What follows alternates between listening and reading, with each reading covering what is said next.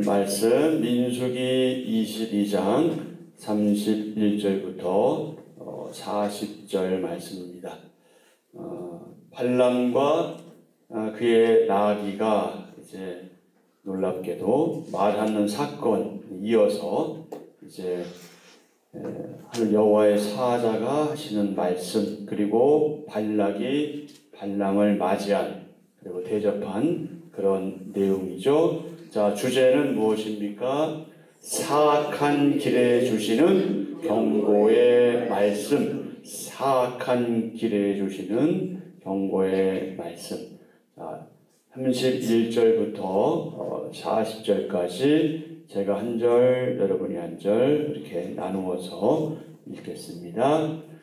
그때에 여호와께서 발람의 눈을 밝히시매 여호와의 사자가 손에 칼을 빼들고 길에 선 것을 그가 보고 머리를 숙이고 엎드리니 여호와의 사자가 그에게 이르되 너는 어찌하여 내 나귀를 이같이 3번 때렸느냐? 보라, 내 앞에서 내 길이 사악함으로 내가 너를 막으려고 나왔더니 나귀가 나를 보고 이같이 3번을 돌이켜 내 앞에서 피하였느니라. 나귀가 만일 돌이켜 나를 피하지 아니하였더면 내가 벌써 너를 죽이고 나귀는 살렸으리라. 발람이 여호와의 사자에게 말하되 내가 범죄하였나이다. 당신이 나를 막으려고 길에 서신 줄을 내가 알지 못하였나이다. 당신이 이를 기뻐하지 아니하시면 나는 돌아가겠나이다. 여호와의 사자가 발람에게 이르되 그 사람들과 함께 가라. 내가 내게 이르는 말만 말할지니라. 발람이 발락의 고관들과 함께 가니라. 발락은 발람이 온다 함을 듣고 모압 변경의 끝 아르논가에 있는 성읍까지 가서 그를 영접하고 발락은 발람에게 이르되 내가 특별히 사람을 보내어 그대를 부르지 아니하였느냐? 그대가 어찌 내게 오지 아니하였느냐? 내가 어찌 그대를 높여 존귀하게 하지 못하겠느냐? 발람이 발락에게 이르되 내가 오기는 하였으나 무엇을 말할 능력이 있으리이까? 하나님이 내 입에 주시는 말씀 그것을 말할 뿐이니이다.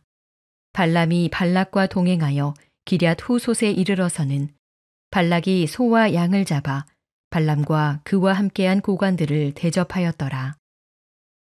사악한 길에 주시는 경고의 말씀인데요. 31절부터 35절은 발람의 깨달음 그리고 뉘우침, 발람의 깨달음과 뉘우침. 그 다음에 36절부터 40절은 발람을 영접하는 발락. 발람하고 발락하고 좀 헷갈리죠. 발람과 발락, 발락과 발람. 자, 첫 번째 있는 내용. 영적 시각이 열려야 무엇을?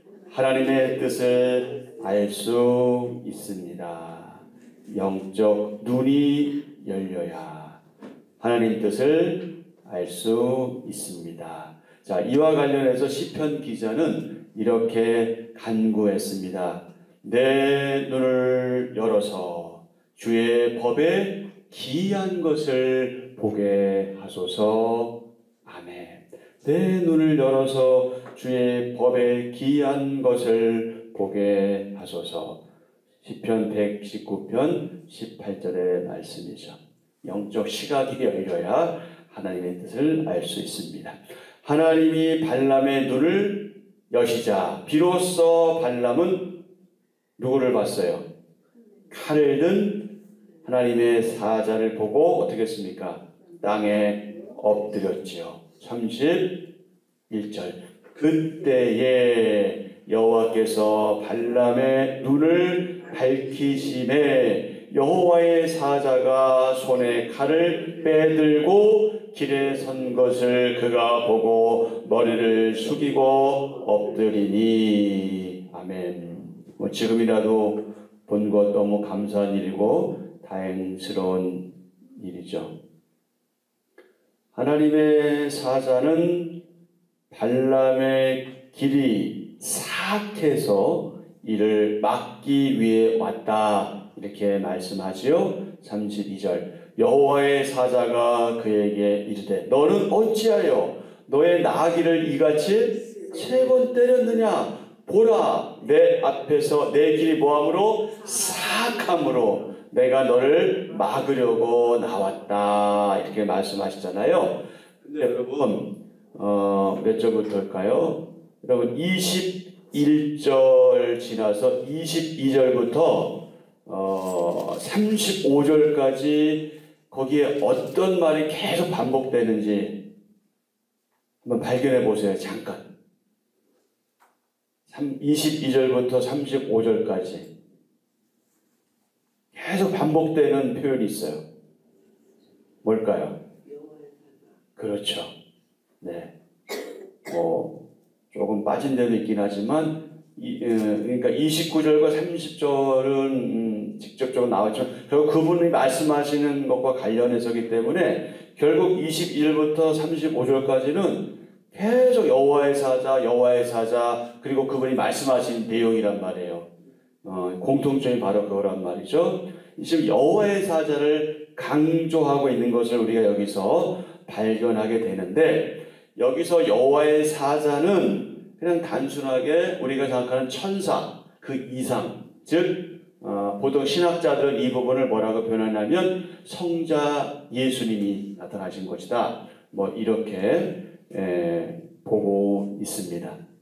그래서 하나님께서 직접 나타나신 것이다, 이렇게 볼 수 있는 거죠.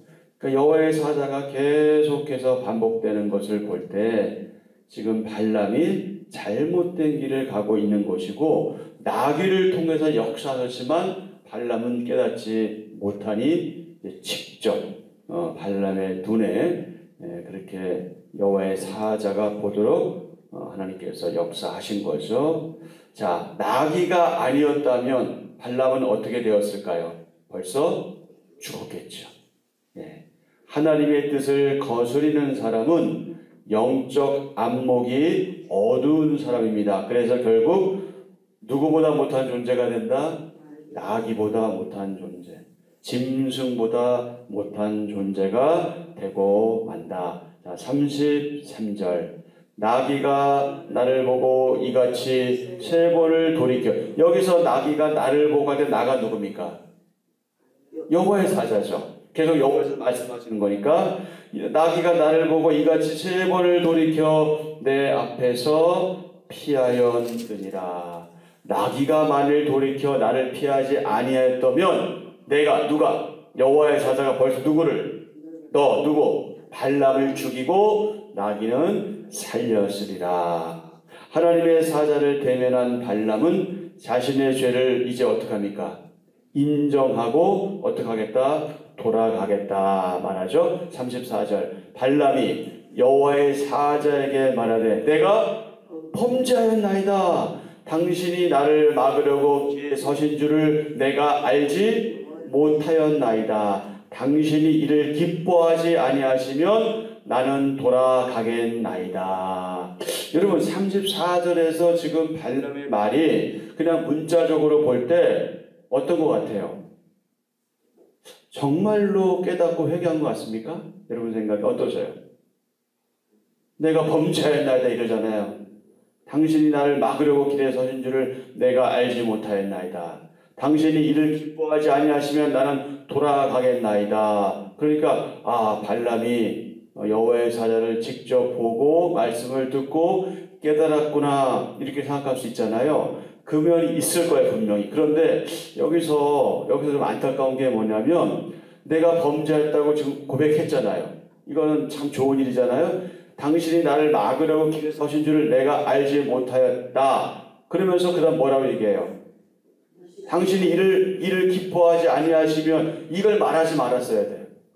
그러니까 어떻게 되는 거야? 그냥 안 가겠습니다, 이렇게 나와야 이게 정상적인 깨달음이고 돌아선이거든요. 근데 그래, 당신이 원하지 않으면 내가 안 갈게, 이런 느낌을 받을 수 있는 거잖아요. 이게 이제 안타까운 거예요. 그러니까 이 얘기를 말씀을 왜 드리냐면, 그가 깨닫고 회개하고 갔으면 결국 나중에는 이 발람 때문에 이제 부월 사건이 벌어진단 말이에요. 그 음란 사건이 벌어지고 결국 안타까운 일이 벌어지기 때문에 지금 이 대목이 너무 아쉬운 대목이다. 그러니까 우리가 하나님 앞에서 정말 잘못했을 때는 단순히 뉘우치고 그냥 깨닫는 걸 그치면 안 되고 어떻게 해야 되는 거예요? 회개해야 되는 거예요. 회개가 무엇입니까? 돌아서는 거예요.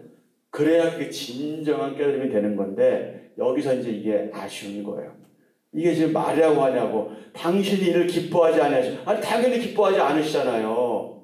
가지 말라고 분명히 말씀하셨죠, 처음부터. 근데 지금 계속 말을 안 듣더니 결국 나타나셔서 말씀하시는데도 너 죽었을 거야 그런데도 어이쿠 그래요? 어떡하지 하면서도 당신이 나를 기뻐하지 않으시. 아니 기뻐하지 않으시지. 근데 계속 이게 인간의 미련함이라니까. 이게 저와 여러분에게 있는 요소들이에요. 자꾸 다른 핑계 대고 합리화하면서 자꾸 이렇게 피해 나가려고 하지만 그냥 안 가겠습니다. 이랬으면 너무 아름다울 텐데 이게 좀 아쉬운 대목이다. 자, 하나님의 사자는 자신들과 함께 가는 것을 뭐 하셨어요? 허락하시죠. 허락하시면서도 내게 뭐라고 말씀하셔요? 35절에서 여호와의 사자가 발람에게 이르되 그 사람들과 함께 가라고 말씀하셔요. 이제는 뭐 어떡하겠어 그냥. 그래 가.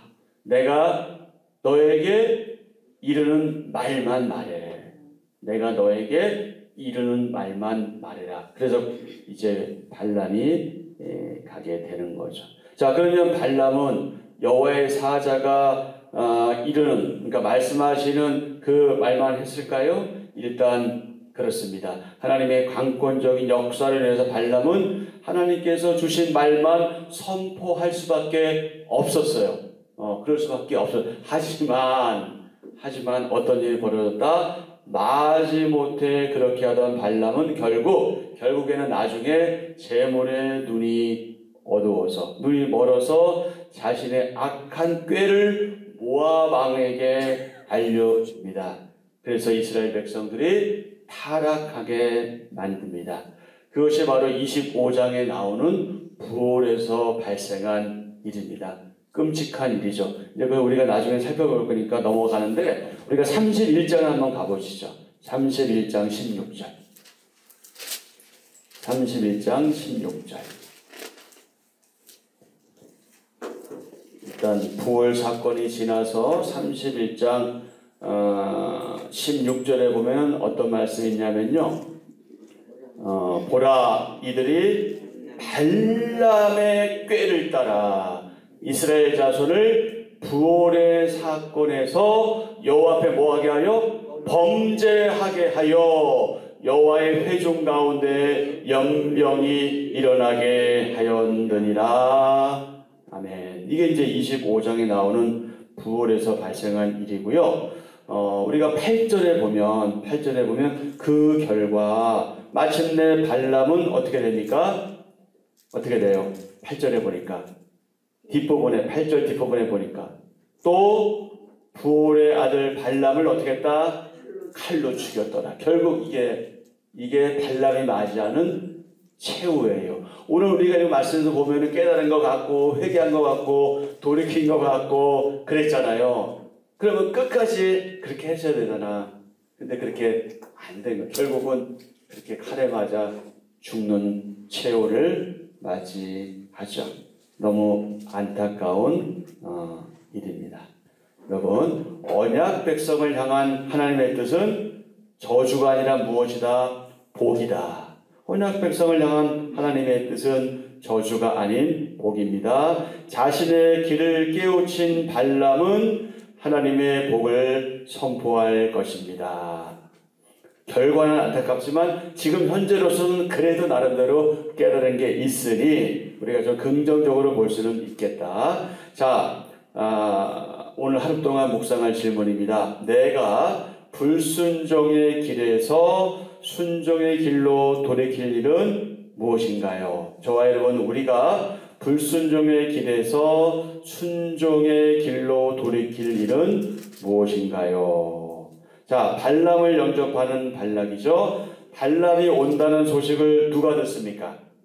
모압 왕 발락이 듣죠. 그래서 하도 마음이 급하니까 어떻게 해요? 친히 맞으러 가죠. 모압의 경계가 되는 성읍까지 마중 나갑니다. 36절 발람이 온다 함을 듣고 모압 변경의 끝 아르논가에 있는 성읍까지 가서 그를 뭐하고 영접하고 발락은 그러면서 뭐라고 말해요?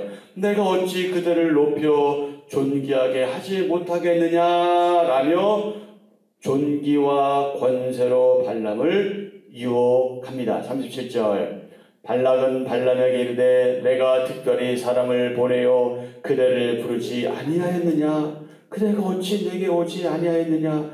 내가 어찌 그대를 높여 존귀하게 하지 못하겠느냐? 그러나 하나님의 사자 여호와의 사자를 대면한 발람은 어떡합니까? 하나님을 두려워하죠. 이것은 너무나 당연한 결과, 좋은 결과죠. 그래서 뭐라고 말해요? 내 마음대로 할 수 없다. 나는 하나님이 주신 것을 말할 뿐이다. 이렇게 단호하게 말하죠. 38절 발람이 발락에게 이르되 내가 오기는 하였으나 무엇을 말할 능력이 있으리까? 하나님이 내 입에 주시는 말씀 그것을 말할 뿐이다.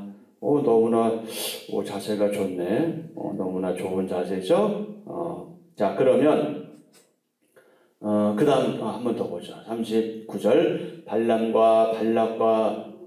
발락과 동행하여 기랏 후솥에 이르러서는 발락이 소와 양을 잡아 발람과 그와 함께한 고관들을 대접하였더라. 자, 모압 왕 발락은 누구를 위하여 소나 양을 잡았습니까?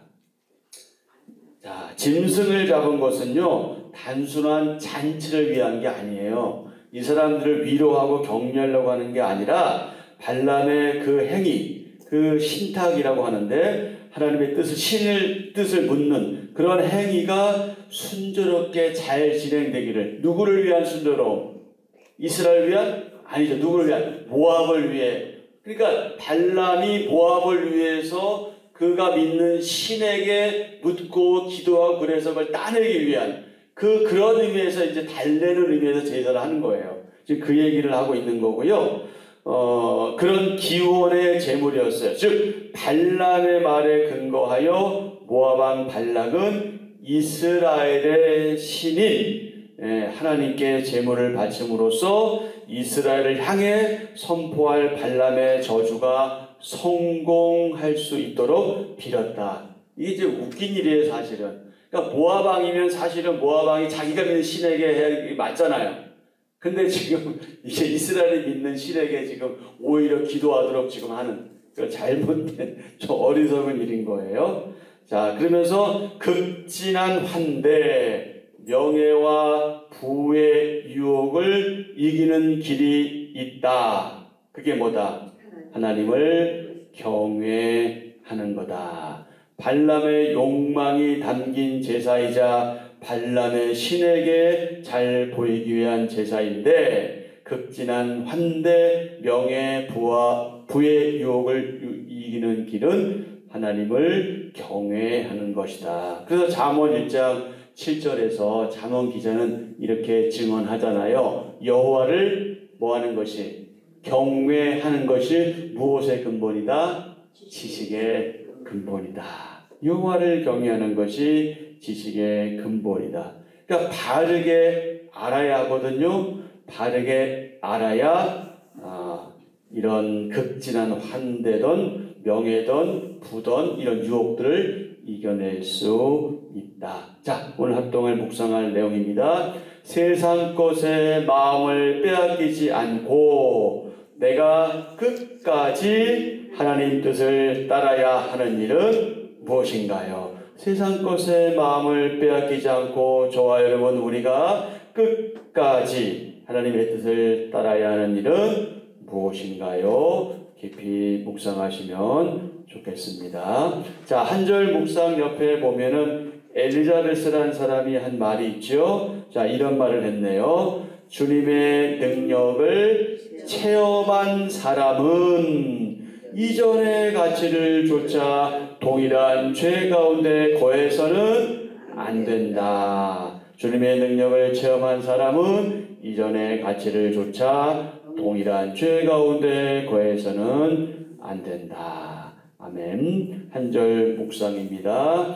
죄를 짓다 또는 죄를 범하다 라는 말은 표적에서 빗나가다, 발을 잘못 내딛다는 뜻입니다. 죄는 하나님이 원하시는 길에서 벗어나는 것입니다. 자신의 죄를 고백하는 발람의 말은 진정한 회개가 아닌 예기치 못한 상황을 모면하려는 인기응변에 불과합니다. 발람은 표면적으로는 하나님의 길을 걷고 있는 것처럼 보이지만 그의 내면은 재물과 명예를 향하고 있습니다. 회개는 후회가 아닙니다. 내가 원하는 길에서 하나님이 원하시는 길로 온전히 돌이키는 것이 참된 회개입니다. 아멘. 아멘. 오늘의 기도 함께 합니다. 하나님을 따르는 것 같지만 여전히 세상 가치관에서 벗어나지 못한 제 이중적인 모습을 회개합니다. 또 유혹에 빠져 욕심을 채우는데 하나님을 이용하려 한 죄인임을 고백합니다. 세상적인 가치관과 마음을 버리고 온전히 하나님의 눈으로 보고 생각하게 하소서. 예수님의 이름으로 기도합니다. 아멘. 아멘. 네, 오늘 주신 말씀 기억하시면서 기도하시고요. 내 눈을 열어서 주님의 귀한 법을 보게 하소서. 기도하시면 좋겠습니다. 아니, 기도하셔야 됩니다. 여러분, 우리가 교회 생활하면서 나도 모르게 자꾸 내 중심이 될 때가 많이 있잖아요. 그래서 우리가 주위에 있는 우리 지체들 조금 나와 불편한 관계 있을 때 그거 잘 해결하지 못할 때가 있는데 그거 하나님 기뻐하시는 일 아닙니다. 내 중심이 아니라 하나님 중심의 관점을 갖게 해달라고 기도하시고 또 손 내밀어서 우리가 용서할 것은 용서하고 받아들일 것은 받아들이고 그리고 더 나아가서 하나님 앞에서 미봉책으로 회개하는 것이 아니라 정말 회개하는 우리가 될 수 있기를 위해서 그렇게 기도하시고요. 어쨌든 오늘 주신 말씀 붙들고 기도하시고 늘 우리가 기도하는 것처럼 우리 사랑하는 몸된 우리 한빛저녁교회를 기도하시고 환우들을 위해서 기도하시는데 오늘은 특별히 안병환 집사님을 계속 기도했잖아요. 근데 그 폐렴 수치가 또 올라가서 또 서울대 병원으로 아마 어제 입원했는지 정확히 아직 모르겠어요. 또 한번 CT 찍고 이런 과정이 또 있었나 봐요. 그래서 원래 그분이 여러분 아시는 폐암으로 좀 어려웠던 분이어서 알고 있거든요. 그래서 이제 암 쪽은 괜찮긴 한데 이제 결과는 잘 모르겠어요. 하여튼 우리 모든 것들 다 하나님께 맡길 수밖에 없으니까 하나님께 은혜를 구하는 그런 시간 되었으면 좋겠고요. 또 그 외에도 여러분 아시는 분들 위해서 간절하게 기도 부탁드리고 그리고 이제 얼마 남지 않은 우리 대통령 선거 위해서 정말 여러분 하나님께 은혜를 구하셨으면 좋겠습니다. 하나님께서 살려주셔야 됩니다. 우리가 어쨌든 위기를 넘겨왔는데 또 위기를 맞이하고 있고요. 정말 하나님이 원하시는 그 사람이 대한민국의 대통령이 될 수 있기를 위해서 기도하시고 여러분 각자 개인적인 강구 아래시고 그렇게 오늘 하루 일정 시작하시면 좋겠습니다.